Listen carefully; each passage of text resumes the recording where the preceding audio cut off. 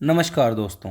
Video की शुरुआत करने से पहले हम आपको बता देना चाहते हैं कि हम 12 ज्योतिर्लिंग की एक सीरीज स्टार्ट कर रहे हैं, जिसे आप हमारे चैनल को सब्सक्राइब करके देख सकते हैं। तो चलिए आज की वीडियो की शुरुआत करते हैं। आज हम बात करेंगे 12 ज्योतिर्लिंग में से सबसे प्रथम ज्योतिर्लिंग सोमनाथ ज्योतिर्लिंग के बारे में। सोमनाथ ज्योतिर्लिंग की स्थापना से जुड़ी कथा कुछ इस प्रकार से है कि प्रजापति दक्ष की 27 कन्याओं का विवाह चंद्रदेव से हुआ था। दक्ष कन्याएं चंद्रदेव को अपने पति के रूप में पाकर बहुत खुश थी, लेकिन चंद्रदेव उन 27 कन्याओं में से सर्वाधिक प्रेम केवल रोहिणी से करते थे। इस बात से बाकी 26 बहनें परेशान रहने लगी और अपनी परेशानी का हल पाने के लिए अपने पिता प्रजापति दक्ष के पास चली गई थी। अपनी पुत्रियों की व्यथा और चंद्रदेव के दुर्व्यवहार को सुनकर दक्ष भी दुखी हो गए। उसके बाद वो चंद्रमा से मिले और कहा कि तुम बहुत पवित्र कुल में पैदा हुए हो, फिर भी तुम अपनी पत्नियों के साथ समान व्यवहार नहीं करते हो। तुम्हें ऐसा नहीं करना चाहिए। इस प्रकार दक्ष ने अपने दामाद चंद्रदेव को भली भांति प्रेम पूर्वक समझाया और यह मान लिया कि चंद्रमा का हृदय परिवर्तन हो गया है और दक्ष वापस चले आए। दक्ष के इतना समझाने पर भी चंद्रमा नहीं माने और रोहिणी से चलते प्रेम के कारण उन्होंने अपनी अन्य पत्नियों का ख्याल नहीं रखा। दोबारा यही समाचार पाकर दक्ष अत्यंत दुखी हो गए और चंद्रमा से सभी से समान व्यवहार करने की प्रार्थना की, परंतु बार बार रिक्वेस्ट करने पर भी चंद्रमा ने दक्ष की बात ना मानी। इसके बाद प्रजापति दक्ष ने क्रोध में चंद्रमा को श्राप दे दिया कि तुम क्षय रोग से ग्रसित हो जाओगे, और श्राप देने के कुछ ही क्षण बाद चंद्रमा क्षय रोग से ग्रसित हो गए। उनके रोगी होते ही समस्त विश्व में हाहाकार मच गया।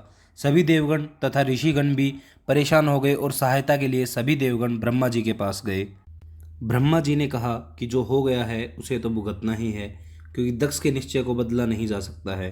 लेकिन उपाय है कि चंद्रमा देवताओं के साथ कल्याणकारक शुभ प्रभा क्षेत्र में चले जाएं और वहां पर विधि पूर्वक मृत्युंजय मंत्र का जाप करते हुए श्रद्धा पूर्वक भगवान शिव की आराधना करें और अपने सामने शिवलिंग की स्थापना करके रोज कठिन तपस्या करें।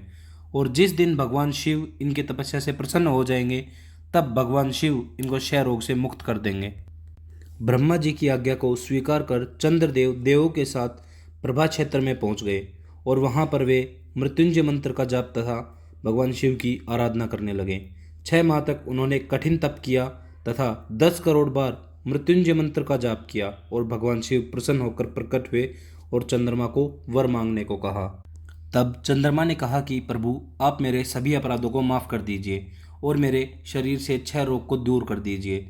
भगवान शिव ने कहा कि चंद्रदेव, तुम्हारी कला प्रतिदिन एक पक्ष में क्षीण हुआ करेगी और दूसरे पक्ष में प्रतिदिन बढ़ती रहेगी, और इस प्रकार तुम स्वस्थ और लोक कल्याण के योग्य हो जाओगे।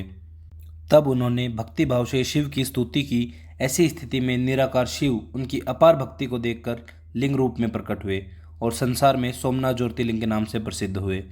और वहाँ पर सभी देवों ने सोमनाथ कुंड की स्थापना की, जिसमें भगवान शिव और ब्रह्मा जी का निवास माना जाता है। चलिए अब बात करते हैं सोमनाथ मंदिर से जुड़े कुछ रहस्यों के बारे में। इस मंदिर से एक सीधी लाइन साउथ पोल तक खींचने पर बीच में कोई भी ज़मीन का टुकड़ा या कोई भी आइलैंड नहीं आता है। उससे भी बड़ी बात तो यह है कि यह बात कोई मॉडर्न साइंस ने नहीं, बल्कि युगों पहले हमारे विद्वानों ने बताया था। इस मंदिर के दक्षिणी छोर पर एक स्तंभ मौजूद है, बाण स्तंभ। उस पर संस्कृत में लिखा हुआ है, मैं आपको हिंदी में कन्वर्ट करके बताता हूँ। इस दिशा में सीधा ज्योति मार्ग साउथ पोल तक जाता है, जिसके बीच में कोई भी रुकावट नहीं आती। चलिए अब बात करते हैं मंदिर से जुड़े कुछ पुराने इतिहास के बारे में। इस मंदिर का सर्वप्रथम निर्माण चंद्रदेव ने करवाया था। इस मंदिर का दूसरी बार निर्माण 7वीं सदी में वल्लभी के मैत्रक राजाओं ने किया। 8वीं सदी में सिंध के अरबी गवर्नर जुनायद ने इसे नष्ट करने के लिए अपनी सेना भेजी। तब गुजर प्रतिहार राजा नागभट्ट ने 815 ईस्वी में इसका तीसरी बार निर्माण करवाया। इसके बाद महमूद गजनवी ने सन 1025 में कुछ 5000 साथियों के साथ मंदिर पर हमला किया, उसकी संपत्ति लूटी और उसे नष्ट कर दिया। इसके बाद गुजरात के राजा भीम और मालवा के राजा भोज ने मंदिर का पुनर्निर्माण करवाया। मुगल बादशाह औरंगजेब ने 1706 में इसे गिरा दिया था और इस समय जो मंदिर खड़ा है उसे भारत के गृह मंत्री सरदार वल्लभ भाई पटेल ने बनवाया है। आज के एपिसोड को ख़त्म करते हुए हम आपको बताना चाहते हैं कि हमारा अगला एपिसोड मल्लिकार्जुन ज्योतिर्लिंग के ऊपर होगा।